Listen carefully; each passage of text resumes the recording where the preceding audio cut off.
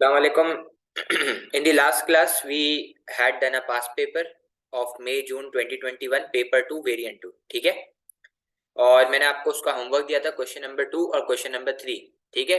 आपको आंसर लिखना था और फिर आंसर पीडीएफ से खुद क्रॉस चेक कर लेना था। आई होप आप लोगों ने कर लिया होगा। ठीक है।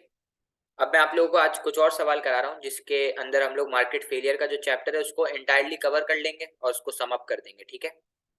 अच्छा, उसके अलावा जो है मैं वो आपको कुछ क्वेश्चंस दूंगा। जैसे मैंने वाईईडी का आज रिवाइज करने का कह दिया, तो आज मैं वाईईडी के 2-3 टॉपिकल क्वेश्चन करा दूंगा, थोड़े से पीईडी के करा दूंगा, इस तरीके से। ठीक है। तो मैं अब तुम लोगों को पहले से बता दिया करूंगा कि कौन सा चैप्टर रिवाइज कर लो। तो अ, इस तरीके से कुछ सीक्वेंस बनाओगे, पहले उसकी वीडियो वापस देख लो। और अगर किसी को टॉपिक के ऊपर स्ट्रांग ग्रिप है तो फिर वीडियो रिकमेंडेड नहीं है, लेकिन वीडियो देखो तो बहुत अच्छी बात है। उसके बाद फिर आप नोट्स पढ़ लो और उसके बाद जो मैं सवाल आपको दे रहा हूँ उसको अटेम्प्ट कर लो, तो आपका वो चैप्टर यानी कि वो टॉपिक बिल्कुल खत्म हो जाएगा, बिल्कुल फिट हो जाएगा। ठीक है। चलो। अच्छा, अब मैं आप लोगों को एक सवाल करा रहा हूँ। Discuss the policies used to deal with the issue of merit goods. ठीक है।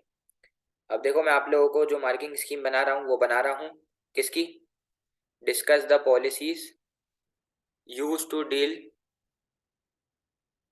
With the issue of merit goods. यार, जो मैं क्लास में कराता हूँ वही मेरे नोट्स है। ठीक है। मैं इसके अलावा कुछ भी नहीं देता और जो क्लास में करा रहा हूँ वो बहुत है। ठीक है। तो सवाल क्या है? Discuss the policies used to deal with the issue of merit goods. ठीक है। 12 मार्क का क्वेश्चन है। सही। तो अब मैं आपको 2 मिनट दे रहा हूँ, आप खुद सोचो कि इसकी क्या मार्किंग स्कीम बननी चाहिए। उसके बाद मैं आपको इसकी मार्किंग स्कीम करा दूंगा। You have 2 minutes. ठीक है। थोड़ा सा दिमाग में ब्रेन स्टॉर्मिंग करो। अस्सलाम वालेकुम। वालेकुम सलाम। हाँ हमजा। ठीक है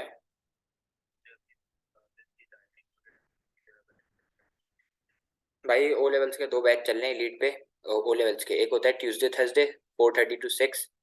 एक होता है फ्राइडे सैटरडे, फ्राइडे को 3 to 4 और सैटरडे को 1 to 2:30। दोनों में बैठना पड़ेगा।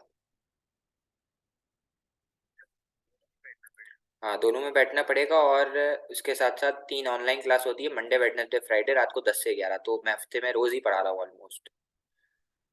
तो तू पढ़ेगा, इतनी मेहनत करेगा तो बता, फिर ग्रेड का बाप भी आएगा। चलो, तुम्हें खाली पास होना है। बस फिर खाली पास होना है तो क्लास में आके बैठ जाओ और क्या हो जाएगा। चलो ठीक है, फ्राइडे सैटरडे आ जाओ, मसला नहीं। बादराबाद पे मेन 4 मीनार। हम्म। 7,000। सही है। करे कर लेंगे, कोई मसला नहीं है। ओ ओके ब्रो, ओके, अल्लाह हाफिज। 3 से 4 है, मैं रिमाइंडर दे दूंगा, ग्रुप में भी ऐड कर देता हूँ। ओके। ओके ब्रो, अल्लाह हाफिज। चलो, आ जाओ। अच्छा, अब देखो, सबसे पहले मैं ये एज्यूम कर रहा हूँ कि ये वाला जो सवाल है इसका जो ए पार्ट है वो डिफाइन मेरिट गुड्स का था। तो मैंने आप लोगों को बताया भी है कि ए पार्ट जो है वो 8 मार्क्स का होता है और बी पार्ट जो है वो 12 मार्क्स का होता है। तो जब भी हम ए पार्ट में किसी चीज की डेफिनेशन दे चुके हैं तो बी में हमें रिपीट करने की जरूरत नहीं होती। ठीक है। तो अब मुझे बताओ, सबसे पहले मैं इधर क्या लिख दूंगा? ये जो आपकी फर्स्ट पॉलिसी होगी मेरिट गुड्स को सॉल्व करने की, वो फर्स्ट पॉलिसी क्या होगी? वो फर्स्ट पॉलिसी होगी कि गवर्नमेंट जो है वो क्या कर दे, गवर्नमेंट जो है वो सब्सिडी दे दे। क्या दे दे? गवर्नमेंट सब्सिडी दे दे। क्यों? क्योंकि मैं इधर आपको याद कराने के लिए लिखवा रहा हूँ कि मेरिट गुड वो गुड था जो सोसाइटी के लिए फायदेमंद था। और मेरिट गुड जो है वो क्या होता था? वो अंडर कंज्यूम होता था। यानी कि मेरिट गुड की डिमांड क्या होती थी? मेरिट गुड की डिमांड कम होती थी। ठीक है। और अंडर कंज्यूम होने की वजह से ये अंडर प्रोड्यूस था। ठीक है। क्या बोला मैंने? अंडर कंज्यूम होने की वजह से ये अंडर प्रोड्यूस था। भाई जाहिर सी बात है, जब एक चीज की डिमांड नहीं है तो प्रोड्यूसर उसको सप्लाई भी क्यों करेगा? इसलिए मेरिट गुड्स में क्या इशू था कि एक तो वो अंडर कंज्यूम था और वो अंडर प्रोड्यूस था। ठीक है। तो इसका मतलब है कि अगर गवर्नमेंट कोई भी पॉलिसी लगाएगी तो उस पॉलिसी का सिंपल सिंपल टारगेट ये होगा कि इसको ओवर कंज्यूम कराना, यानी कि इसकी डिमांड कम है तो इसकी डिमांड को बढ़ाना। और ये अंडर प्रोड्यूस्ड है तो इसको क्या कराना है? इसको ओवर प्रोड्यूस्ड कराना। ठीक है। तो हमारा टारगेट क्या होगा? डिमांड को बढ़ाना और सप्लाई को भी बढ़ाना। ठीक है। तो अब मुझे याद दिलाओ जरा जल्दी से।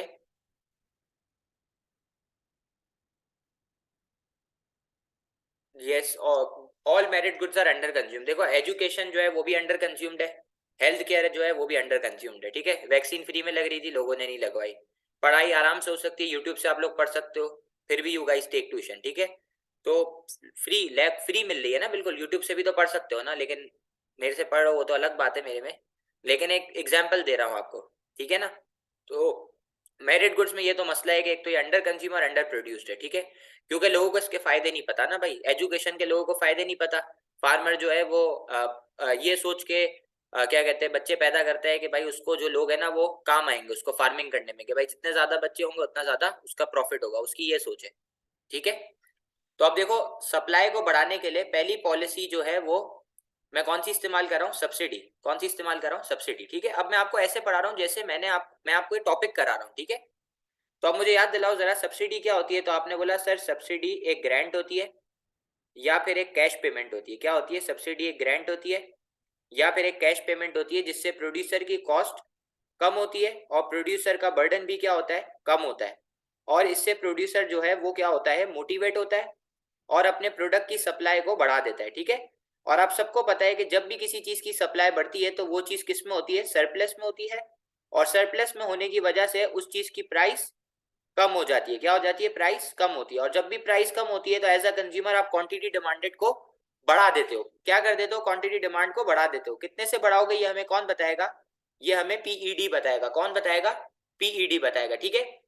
तो अब हमें एक बात पता चल गई है कि सब्सिडी के थ्रू मैं जो है वो अपने प्रोडक्ट की क्या कर दूंगा, मेरिट गुड की सप्लाई को क्या कर दूंगा, मेरिट गुड की सप्लाई को बढ़ा दूंगा। तो अब सवाल ये है कि यार डायग्राम क्या बनेगी। तो आपने बोला सर डायग्राम बनेगी कि सप्लाई का राइट वर्ड शिफ्ट मारेगा। तो आओ मैं डायग्राम बनाता हूँ, ठीक है। आ जाओ आ जाओ आ जाओ। अब देखो डायग्राम के ऊपर गौर करना क्योंकि मेन काम ही यही है, ठीक है। अच्छा मुझे कोई बच्चा जवाब दे दो, मैं डायग्राम बनाने के बाद 2 मिनट के लिए खामोश हो जाऊंगा और मैं आप लोगों के जवाब का इंतजार करूंगा कि यार इसमें मुझे क्या क्या एरिया मार्क करने चाहिए। देखो उसने कहीं पे भी ये नहीं बोला कि आप इसको कोई एरिया मार्क करके दो। मैं एरिया के नाम नहीं लूंगा वरना तो जवाब पता चल जाएगा तुम सबको। आपको खुद से वो एरियाज मार्क करने, ठीक है। देखो सबसे पहले तो हमने दो एक्सिस बना दी।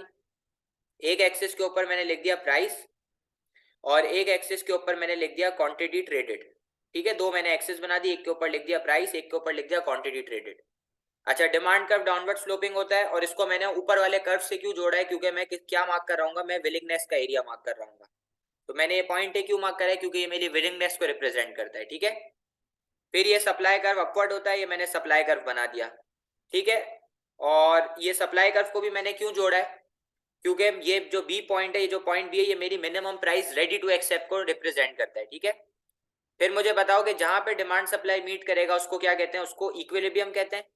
और जहां पे डिमांड सप्लाई मीट करेगा वहां पे हमेशा एक्स बनेगा। देखो भाई डिमांड और सप्लाई एक्स हमेशा बन रहा है और उस एक्स को हम लोग कहते हैं इक्विलिब्रियम। वहां से क्या डिटरमाइन हुई, equilibrium price and equilibrium quantity, ठीक है। अब बताओ सब्सिडी मिलने की वजह से आपकी सप्लाई बढ़ गई तो आपका सप्लाई कर्व किधर शिफ्ट मारा, एस से S1 पे शिफ्ट मारा, ठीक है। जिसकी वजह से अब आपका इक्विलिब्रियम चेंज होके क्या हो गया, E से E1 हो गया। आपका इक्विलिब्रियम क्या हो गया, E से E1 हो गया। और अब आपकी प्राइस क्या हो गई, P से P1। तो देखो ये इक्विलिब्रियम चेंज होके E से क्या हो गया, E1 हो गया। आपकी प्राइस P से P1 हो गई और आपकी क्वांटिटी जो है वो Q से Q1 हो गई, सही। अब मुझे बताओ ये जो आपकी minimum price ready to accept है ये भी चेंज हो जाएगी, सही है। अब मुझे बताओ, मुझे बहुत सारे एरियाज मार्क करने हैं। कौन कौन से, consumer surplus, producer surplus, total revenue, consumer benefit, producer benefit, दो सप्लाई कर्व का vertical distance, per unit subsidy. तो मुझे 5 एरिया मार्क करने हैं, consumer surplus, producer surplus, per unit tax, consumer benefit, producer benefit. ये 5 एरिया मुझे mark करने हैं, मैं बारी बारी लिखता हूँ। देखो सबसे पहले कंज्यूमर सरप्लस एरिया जो पुराना वाला था वो था पी ए और ई। नया वाला कंज्यूमर सरप्लस हो गया P1 A E1। तो कंज्यूमर सरप्लस इस बार इंक्रीज हुआ। कैसे हुआ, अब इधर देखो, हेलो। पहले आपकी प्राइस P थी, आपकी विलिंगनेस A थी, तो पहला वाला कंज्यूमर सरप्लस क्या हो गया, P A और E। अब आपकी विलिंगनेस अभी भी अपनी जगह पर कांस्टेंट है, आपकी एक्चुअल प्राइस डिक्रीज हो गई है। क्यों डिक्रीज हुई, क्योंकि गवर्नमेंट ने क्या दी है, सब्सिडी। तो आप बताओ ये आपकी एक्चुअल प्राइस, ये आपकी विलिंगनेस, तो इस बार एरिया क्या हो गया, P1 A E1, ठीक है। तो आपका कंज्यूमर सरप्लस इंक्रीज हो गया, सही। अच्छा अब प्रोड्यूसर सरप्लस पुराना वाला क्या था, P B एंड E। नया प्रोड्यूसर सरप्लस होगा P1CE1। नया प्रोड्यूसर सरप्लस क्या होगा? P1CE1। तो ये पुराना प्रोड्यूसर सरप्लस हो गया PB और E, ये नया प्रोड्यूसर सरप्लस हो गया P1CE1। ठीक है, तो प्रोड्यूसर सरप्लस भी इंक्रीज हुआ है। ठीक है। अच्छा, एक मैं आप लोगों को जुगाड़ बता दूं, अगर कभी इंक्रीज डिक्रीज नहीं समझ आ रहा, जैसे प्रोड्यूसर सरप्लस में बहुत सारे लोगों को समझ नहीं आ रहा है कि इंक्रीज हो रहा है डिक्रीज हो रहा है, तो लिख दिया करो producer surplus has changed from PBE to P1CE1। I hope आपको यहां तक क्लियर है। अब मुझे बताओ, दो सप्लाई कर्व का वर्टिकल डिस्टेंस क्या होता है? या तो पर यूनिट टैक्स या तो पर यूनिट सब्सिडी। चाहे पर यूनिट टैक्स हो चाहे पर यूनिट सब्सिडी, वो हमेशा न्यू क्वांटिटी से निकलेगा। क्योंकि जब आपकी न्यू क्वांटिटी मिली है तो वो न्यू क्वांटिटी क्यों अराइज हुई है? क्योंकि गवर्नमेंट ने या तो सब्सिडी लगाई है या तो टैक्स लगा दिया, तो सब्सिडी प्रोवाइड करी या तो टैक्स इंपोज कर दिया। तो इसलिए दो सप्लाई कर्व का वर्टिकल डिस्टेंस हमेशा कहां से निकलेगा? न्यू क्वांटिटी से। कहां से निकलेगा? न्यू क्वांटिटी से। अब मुझे बताओ, ये वर्टिकल डिस्टेंस ऑलरेडी निकला हुआ है, मैं रेड पेन से करूंगा। देखो ये वर्टिकल डिस्टेंस निकला हुआ है और इसका कुछ हिस्सा जो है वो किसका बेनिफिट होगा? प्रोड्यूसर का, और कुछ हिस्सा होगा कंज्यूमर का बेनिफिट। ठीक है, तो सबसे पहले मुझे बताओ, ये जो पर यूनिट सब्सिडी है इसका एरिया क्या हो गया? तो आपने बोला सर पर यूनिट सब्सिडी का एरिया हो गया एरिया E1 टिल D। ठीक है, फिर आपने बोला सर कंज्यूमर बेनिफिट को मैं CB लिख रहा हूँ। ठीक है, कंज्यूमर बेनिफिट का एरिया क्या होगा? तो आपने बोला सर जो प्राइस का एरिया है वो कंज्यूमर का बेनिफिट है और जो बच जाएगा वो किसका बेनिफिट है? प्रोड्यूसर का। तो इसका मतलब है ये जो E1 से लेके D तक का डिस्टेंस है, इतनी की गवर्नमेंट ने सब्सिडी, समझो 10 रुपए की गवर्नमेंट ने सब्सिडी दी, 5 रुपए का फायदा कंज्यूमर को हो गया, 5 रुपए का फायदा प्रोड्यूसर का हो गया, यानी कि 10 रुपए दोनों में शेयर हुए। तो अब मुझे बताओ कंज्यूमर बेनिफिट का एरिया क्या है? एरिया प्राइस P2P1, और प्रोड्यूसर बेनिफिट का एरिया क्या है? Area above price P। क्या एरिया है? Area above price P। ठीक है, तो देखो पहली पॉलिसी सब्सिडी और उसकी डायग्राम को आपने साथ साथ समझा दिया तो आपको 4 मार्क्स मिल गए। अब आपको 4 मार्क्स जो है वो नेक्स्ट पॉलिसी के ऊपर मिलेंगे। तो अब मैं नेक्स्ट पॉलिसी आपको बता रहा हूं। मुझे बताओ, मैंने सप्लाई बढ़ाने के लिए कौन सी पॉलिसी इस्तेमाल करी? मैंने सब्सिडी दे दी। क्या दे दी? सप्लाई बढ़ाने के लिए तो मैंने सब्सिडी दे दी। ठीक है, सही। अब मुझे डिमांड बढ़ानी है, तो मैं डिमांड बढ़ाने के लिए क्या करूंगा? तो आपने बोला सर आप डिमांड बढ़ाने के लिए एडवर्टीजमेंट कर दो। क्या कर दो? एडवर्टीजमेंट कर दो। देखो क्या कर दोगे आप? एडवर्टीजमेंट। तो इधर मुझे बताओ आपकी दूसरी पॉलिसी क्या है?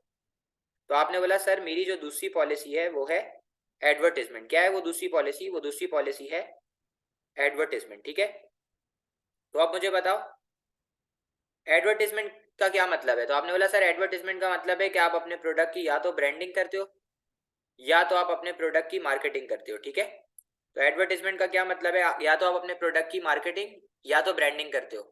ठीक है, mister Ibrahim we have made the graph of subsidy, here it is. Advertisement भी ग्राफ बनेगा। ठीक है,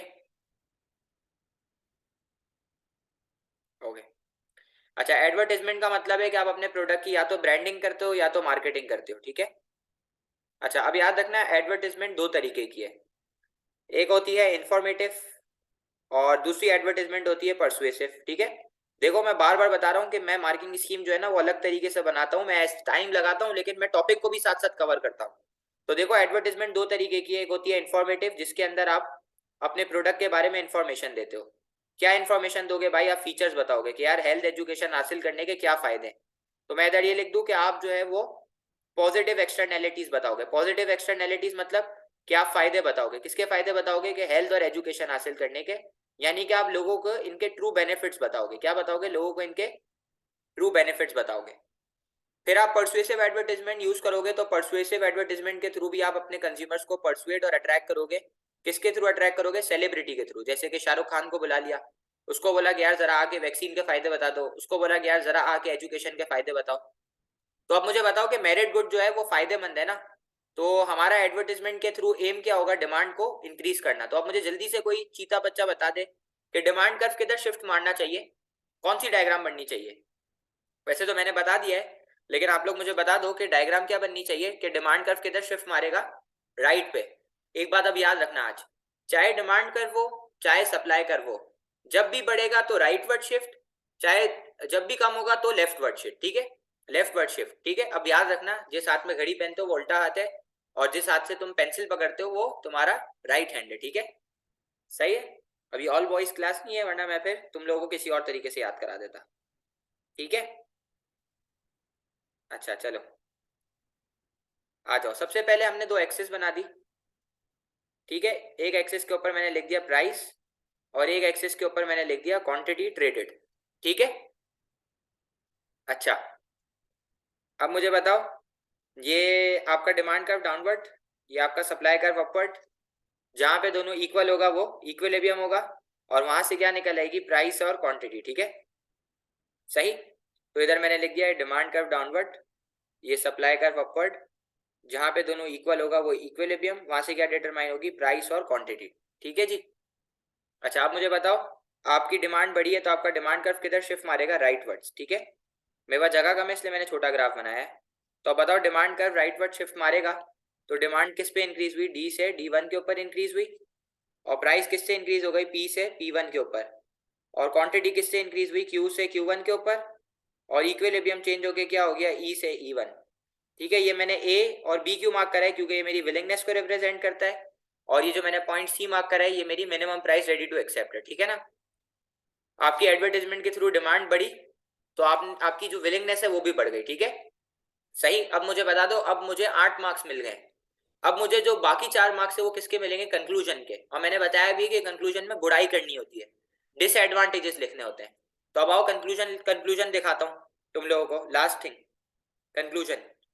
अच्छा चलो, ये मेरे पास जगह खाली है, मैं इधर लिख दूं कंक्लूजन, अगर किसी को कोई इशू ना हो तो।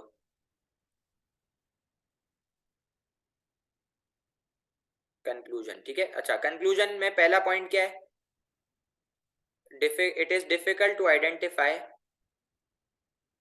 it is difficult to identify per unit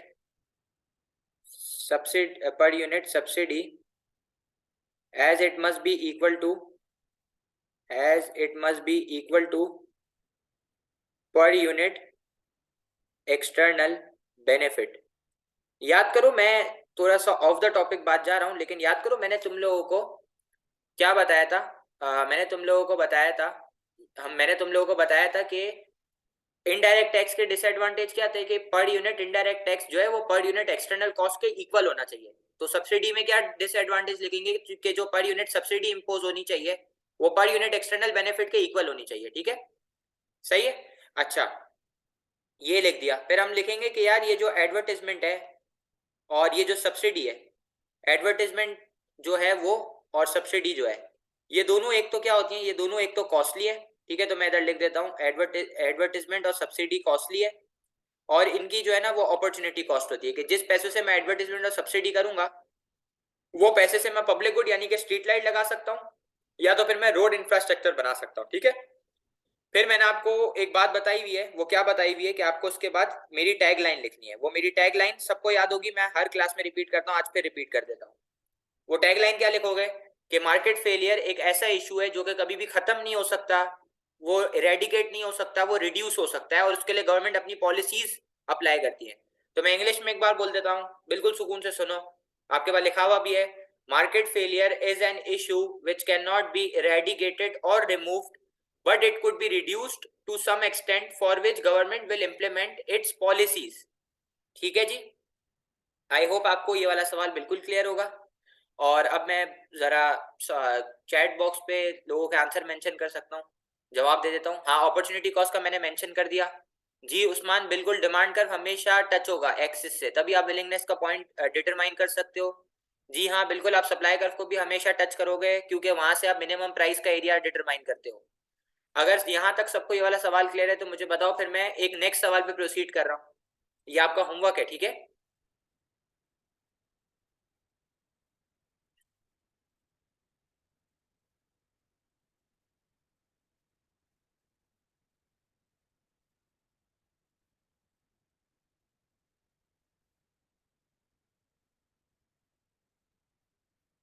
clear, okay. चलो अब मैं एक और सवाल की तरफ जा रहा हूँ। अच्छा देखो, 8 मार्क्स में एक बच्चे ने सवाल पूछा है कि सर 8 मार्क्स और 12 मार्क्स में क्या फर्क है। देखो 8 मार्क्स में नो कंक्लूजन, 12 मार्क्स में कंक्लूजन रिक्वायर्ड है, 8 मार्क्स में कंक्लूजन की कोई जरूरत नहीं है। क्योंकि देखो कंक्लूजन डिस्कस वाले सवाल में आती है, कंक्लूजन 12 मार्क्स में आती है, जिसके अंदर वो आपसे पूछता है कि आप अपनी राय दो। ठीक है, सही, ओके। अच्छा ये सारा होमवर्क है? हाँ भाई, ये मजाक मस्ती नहीं कर रहा हूँ तुम लोगों के साथ। ये सारा काम करना है, क्योंकि अब मैं अगली क्लास से है ना, मैंने वो काम भी चेक करना शुरू करना है। अब मैं जो है वो काम चेक करूंगा, पहले मुझे व्हाट्सएप पे काम आएगा तो क्लास एंटर होगी। अब ऐसे एंटर नहीं होगा, अब मैं मीटिंग का जो है ना वो ऑफ कर दूंगा। कोई नहीं आ सकेगा मैं जब तक एडमिट नहीं दबाऊंगा। तो अब काम चाहिए भाई, जिसका काम होगा वही आएगा। हर काम करने के लिए 2 दिन मिलेंगे आपको, आज का दिन और अगला दिन मिलेगा। क्योंकि क्लास तो वैसे ही एक डे के बाद होती है, ठीक है ना, एक दिन के बाद होती है। चलो अब सवाल ये है अगला। Define market failure and explain the difference between merit and demerit goods. ठीक है, define market failure and explain the difference between merit and demerit goods. सही। 12 ये है 8 मार्कर, ठीक है। चलो अच्छा अब देखो।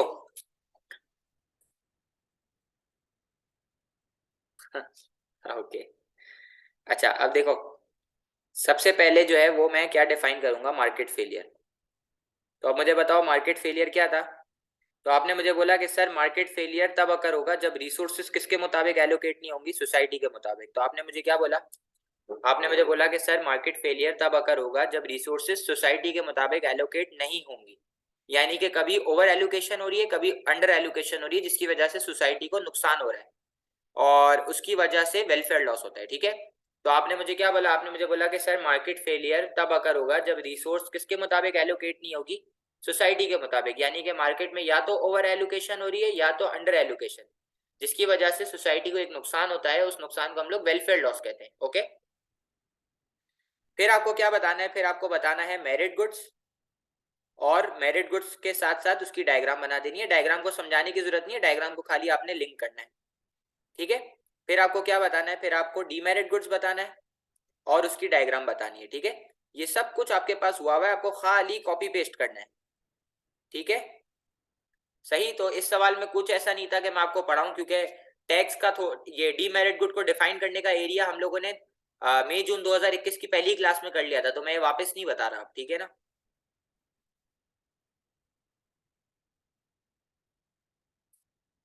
ओके, ये क्वेश्चन नंबर 2 इज ओके। मैं प्रोसीड कर सकता हूँ आगे।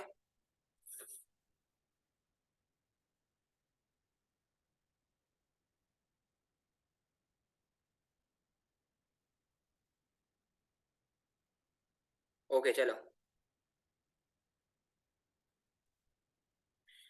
Question number 3, explain explain the difference between private good and public good. Explain the difference between private and public good, and why is it not possible? Why is it not possible for a business for a business to make profit? Why is it possible for a business? Is it not possible for a business to make profit in supply of private good, but not in public good? But not in public good. 8 marks, ठीक है। अच्छा अब मैं आपको 2 minute का time दे रहा हूँ, जरा जल्दी से सवाल पढ़ो और खुद से सोचो कि क्या मार्किंग स्कीम होगी, फिर मैं लिखवा देता हूँ। बहुत इजी है, कुछ भी नहीं, ये भी थियोरेटिकल सवाल है। ठीक है, इसमें भी कुछ भी नहीं है। आपको कंटेंट जिसको आता है वो कर लेगा फौरन से। जल्दी से जरा मुझे बता दो।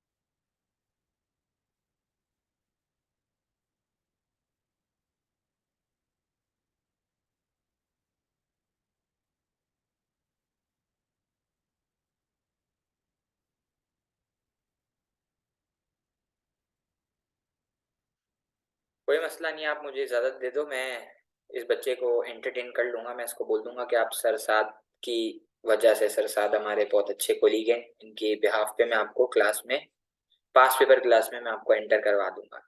बोलें सर, आप बोलें, खाली हुक्म करें। अच्छा, क्या बोला है? सही है, ठीक है, बेहतरीन बेहतरीन। अच्छा, आप मेरी बात सुनो। देखो, सबसे पहले तो तुम लोगों को बताना है कि ये प्राइवेट गुड होता क्या है, ठीक है? और इसके साथ साथ आप प्राइवेट गुड के क्या बता दोगे, फीचर्स बता दोगे। Define private good plus features, और प्लस ये बता दोगे कि how is it possible to make profit, how is it possible to make profit. और इसकी वजह मैं इधर लिख देता हूँ कि प्रॉफिट इसलिए पॉसिबल है क्योंकि आप लोग चार्ज कर सकते हो, ठीक है, प्राइवेट गुड के लिए। सही है। अच्छा, फिर इसके बाद आप बताओगे डिफाइन पब्लिक गुड। अच्छा, और पब्लिक गुड के साथ साथ क्या बता दोगे, आप पब्लिक गुड के फीचर्स बता दोगे, ठीक है। और पब्लिक गुड के फीचर्स के साथ बताओगे इसको कि why is it not possible, why is it not possible to create profit, to make profits, ठीक है। ये पॉसिबल क्यों नहीं है कि आप इसके लिए प्रॉफिट्स बनाओ? तो आपने बोला कि सर ये पॉसिबल इसलिए नहीं है because of free rider problem. किसकी वजह से? Free rider problem. अच्छा, अब देखो, इस सवाल के अंदर कोई डायग्राम की जरूरत ही नहीं है क्योंकि ये सवाल प्योर थ्योरेटिकल सवाल है, ठीक है। अब मैं आप लोगों को खुद से समझाता हूँ कि यार ये प्राइवेट गुड क्या है। देखो, प्राइवेट गुड वो गुड होता है जो प्राइवेट प्रोड्यूसर यानी कि प्राइवेट सेक्टर प्रोवाइड करेगा। और प्राइवेट सेक्टर का हम सबको पता है, हम लोग बचपन से पढ़ते आ रहे हैं, एक ही एम होता है। वो एम क्या है? प्रॉफिट मैक्सिमाइजेशन, ठीक है। अच्छा, अब वो इस प्राइवेट गुड के लिए चार्ज किसके थ्रू करेगा? प्राइस मैकेनिज्म के थ्रू। अब बहुत सारे बच्चों का सवाल ये होता है कि सर ये प्राइस मैकेनिज्म क्या है? तो मैं आपको ये बता रहा हूँ कि प्राइस मैकेनिज्म वो पॉइंट है जहां पे डिमांड सप्लाई की फोर्सेस इंटरसेक्ट करती हैं और प्राइस को डिटरमाइन करती हैं। यानी कि प्राइसेस जो है वो डिमांड सप्लाई की फोर्सेस की वजह से चार्ज होती हैं, ठीक है। अब इस प्राइवेट गुड के ना तीन फीचर हैं। एक है राइवल, दूसरा है एक्सक्लूडेबल और तीसरा है रिजेक्टेबल। अब मेरी बात सुनो। लेट सपोज कि एक केक है और उस केक के अंदर 8 पीस है, ठीक है, देयर आर 8 पीसेस, ठीक है। अब सपोज करते हैं कि यार हमारे पास एक हमारे बहुत अच्छे दोस्त हैं जिनका नाम है मिस्टर ताहिर, ठीक है। ताहिर भाई हमारी कॉलेज में है, मेरे कॉलेज के एक स्टूडेंट है, ठीक है। तो हज्यूम ये करते हैं कि जो ताहिर भाई है ना, इनको बहुत ज्यादा शौक है, क्या है ना, ये ऑक्सीजन कंज्यूम करते हैं, ऑक्सीजन कंजम्पशन काफी करते हैं लोग। समझ गए ना आप लोग कौन सा ऑक्सीजन ये कंज्यूम करते हैं? तो फर्ज करो कि एक रात को ये फुल ऑक्सीजन है ना, पूरा सिलेंडर ऑक्सीजन का कंज्यूम करके आ गया, ठीक है, फुल छुट्टे उट्टे लगा के आया ये। और समझो कि बस ये पार्टी से आ गया डायरेक्ट। इसने मेरे को बोला कि मैं इसका दोस्त हुआ, मैं भी टीचर नहीं हुआ, मैं इसका दोस्त हूँ। इसने बोला यार दादा बहुत भूख लग रही है, जो भी फ्रिज में पड़ा है दे दो, ठीक है। तो मैंने बोला यार ये केक है, कल भाई की बर्थडे थी तो ये केक पड़ा हुआ है, तो ये केक तू खा ले भाई। तो इसने, मैंने इसको बोला देख एक बात सुन ले, ये केक में ना हम दोनों का आधा आधा हिस्सा है, ठीक है ना। मैंने बोला देख केक में 8 पीस है, 4 पीस तेरे हैं, 4 पीस मेरे हैं। इसने बोला यार मेरे को बहुत भूख लगी है, मैं 5 पीस खा रहा हूँ। तो जैसे ही इसने 5 पीस खाए तो मेरे लिए कितने बच गए? 3। तो इसका मतलब है कि अगर एक बंदा कंजम्पशन को बढ़ाएगा तो दूसरे के लिए कंजम्पशन कम हो जाएगी। इसको हम लोग कहते हैं राइवल। तो राइवल का क्या मतलब है कि अगर एक बंदा कंजम्पशन को बढ़ाएगा तो दूसरे के लिए कंजम्पशन कम हो जाएगी। तो मैं अब इंग्लिश में बता रहा हूँ, consumption by one individual will reduce consumption for another individual, ठीक है। फिर ये एक दिन फिर पार्टी करने गया 6 दिन बाद सैटरडे नाइट को, ठीक है। और वही वाला केक पड़ा हुआ था, मैंने खाया नहीं, उसके अभी भी 3 पीस बचे हुए थे, ठीक है। मैंने इसको बोला देख यार तू फिर से घूम फिर के, तू फिर से पार्टी करके आया है, अब तू एक काम कर, अब तू 1 पीस खा ले, मैं 2 पीस खा लेता हूँ। मैं तो सो गया था, शरीफ आदमी, रात को जल्दी सोने वाला आदमी हूँ, बच्चों बच्चों को पढ़ाता हूँ, सो गया मैं जल्दी से, ठीक है। अपनी पढ़ाई वढ़ाई करता हूँ, सुबह उठ के रात में ताजुद वाजुद पढ़ता हूँ। तो मैं तो जल्दी से सो गया, ठीक है ना। तो अब मैं सुबह उठा तो मैंने देखा यार इसने पूरा का पूरा केक खा लिया। तो इसका मतलब है कि अगर कोई बंदा पूरे गुड को कंज्यूम कर लेगा तो दूसरा बंदा एक्सक्लूड हो जाएगा, दूसरे के लिए तो कुछ बचेगा ही नहीं। तो इसका क्या मतलब है कि अगर एक बंदा कंजम्पशन पूरा गुड कंज्यूम करेगा तो दूसरा एक्सक्लूड हो जाएगा, इसको कहते हैं एक्सक्लूडेबल। तो एक्सक्लूडेबल का क्या मतलब है? Consumption by one individual will exclude another individual from consuming it, ठीक है, दूसरा एक्सक्लूड हो जाएगा। सही है। अच्छा, फिर इसके बाद जो है एक बच गया रिजेक्टेबल। रिजेक्टेबल का क्या मतलब है कि आप सिंपली किसी गुड के लिए पे नहीं करो और उसको रिजेक्ट कर दो। तो ये आपका प्राइवेट गुड था और ये इसके फीचर थे। ठीक है, और मैंने आपको बता भी दिया कि प्रॉफिट क्यों चार्ज कर सकता है, क्योंकि आप प्राइस मैकेनिज्म के थ्रू आप उस गुड के लिए प्राइसेस चार्ज कर सकते हो। तो जहां पे प्राइस का एलिमेंट आएगा वहां पे प्रॉफिट ऑटोमेटिक जनरेट होगा। सवाल, पब्लिक गुड क्या है? अब देखो, पब्लिक गुड वो गुड है जो पब्लिक सेक्टर यानी कि गवर्नमेंट प्रोवाइड करेगा। और गवर्नमेंट का ऑब्जेक्टिव क्या होता है? Social welfare. लेकिन ऑलवेज रिमेंबर, पाकिस्तान की गवर्नमेंट का ऑब्जेक्टिव सोशल वेलफेयर नहीं है, आवाम की खिदमत करना नहीं है। वो आवाम के साथ कुछ और ही करती है। ठीक है, और वो हम सबको अच्छे से पता है। अभी परसों ही हुआ था हमारे साथ कुछ बिजली बिजली का ना। अच्छा, अब सवाल ये है कि हम लोग इस गुड के लिए चार्ज क्यों नहीं कर सकते? क्योंकि अब लेट्स सपोज के इस गुड की एग्जांपल है स्ट्रीट लाइट। तो अभी गवर्नमेंट हमारे पास आई थी और उसने हमें बोला था कि यार हमें जो है ना वो फ्यूल बाहर से बहुत महंगा मिल रहा है, तो हम आपसे फ्यूल का टैक्स लेंगे। तो तुम लोगों ने क्या बोला? हम सब ने ये जवाब दिया कि हम क्यों दे भाई, टैक्स नहीं दे रहे, जा दफा हो जा। तो गवर्नमेंट ने क्या करा, आप अपना इलेक्ट्रिसिटी बिल चेक करना, उसके अंदर फ्यूल एडजस्टमेंट के नाम का एक चार्ज लगा हुआ होता है। तो जब आपने डायरेक्टली उसको शराफत से पे नहीं करे तो उसने बदमाशी करके आपसे इलेक्ट्रिसिटी के नाम पे पैसे निकलवा लिए। ठीक है, तो देखो सबसे पहले तो इस गुड के तीन फीचर है। क्या क्या है? एक है नॉन ड्राइवल, एक है नॉन एक्सक्लूडेबल और एक है नॉन रिजेक्टेबल। उसका बिल्कुल उल्टा है। नॉन ड्राइवल का क्या मतलब है कि अगर एक स्ट्रीट लाइट है, उसके नीचे से पहले मैं गुजरता हूँ, उसके बाद कोई और बंदा गुजर जाता है, तो सबको लाइट इक्वल मिलेगी। यानी कि अगर एक बंदा कंजम्पशन को बढ़ाएगा तो दूसरे के लिए कंजम्पशन कम नहीं होगी। ठीक है। एक्सक्लूड नॉन एक्सक्लूडेबल का क्या मतलब है कि अगर मैं और मेरे बाद 20-30 लोग भी उस स्ट्रीट लाइट के नीचे से गुजर जाएंगे ना, तो किसी के लिए भी रोशनी खत्म नहीं होगी। कोई भी एक्सक्लूड नहीं होगा, उसके बाद भी जितने चाहे उतने बंदे रोशनी को कंज्यूम कर सकते हैं।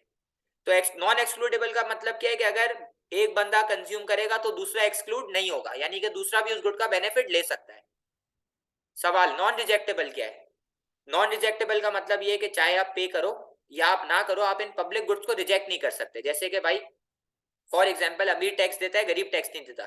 तो ऐसा तो नहीं है कि स्ट्रीट लाइट के ऊपर गवर्नमेंट ने एक बंदा बैठाया हुआ है, गरीब आया जल्दी लाइट बंद कर। तो ऐसा तो नहीं है ना, तो ये नॉन रिजेक्टेबल है, आप इसको रिजेक्ट नहीं कर सकते। ठीक है।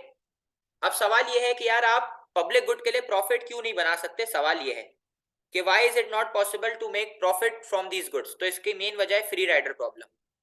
अब देखो, फ्री राइडर प्रॉब्लम का मतलब ये है कि हर बंदा फ्री में राइड को एंजॉय करने चाहता है, हर बंदा फ्री में मजे लेना चाहता है, यानी कि हर बंदा स्ट्रीट लाइट को फ्री में कंज्यूम करना चाहता है।